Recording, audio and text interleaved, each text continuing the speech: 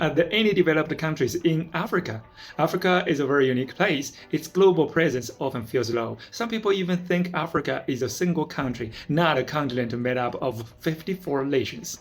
Yet Africa's population is 4.5 times that of the United States and 3.4 times that of the whole Europe. Still, the truth is not a single African country is considered developed. But there is one small island nation that might soon change that, Mauritius. It has a real chance to become the first developed country in Africa. It's already close to developed countries' standards, for GDP per capita around $13,000, already above the World Bank's high income threshold. If it rises by another $10,000, it would fully qualify. For Human Development Index above 0.8, which meets the very high human development standard, already qualified.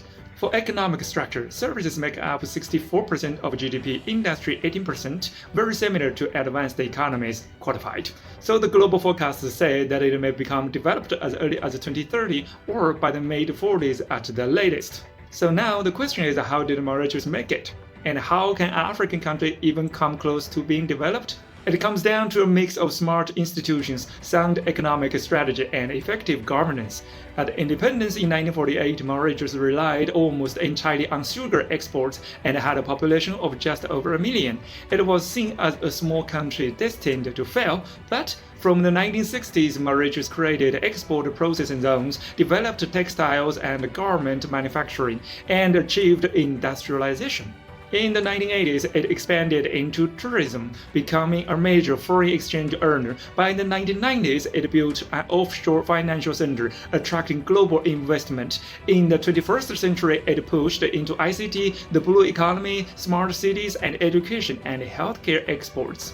Continuing to upgrade, who would have thought Africa might really have its own Singapore of Africa? Or even a mini Wakanda. Of course, it has something to tell. The first one is stability. Since its independence, Mauritius has never had a civil war or military coup. It runs on parliamentary democracy and the rule of law, with a unique best-loser system that ensures the ethnic balance in politics. Its communities are fully hybrided. Indian, African, Creole, Chinese, and European coexist and share prosperity. In fact, in the 2022 Economist Democracy Index, Mauritius was rated a fully democracy. The only African nation to earn that title. Yeah, you see, even democracy has both good or bad examples. And let's dive deeper. Ironically, countries rich in natural resources, like the Democratic Republic of the Congo, often struggle the most. Why? Because they didn't create their wealth, they just inherited it. Those vulture-like colonizers will rob them. Yeah, you know who are they, right? The unearned wealth is like lottery money, easy to get, hard to keep. History shows that almost no lottery winner avoids eventual decline. So maybe not having vast natural resources isn't such a bad thing. If a nation's leaders are wise enough, they can create something more valuable than resources.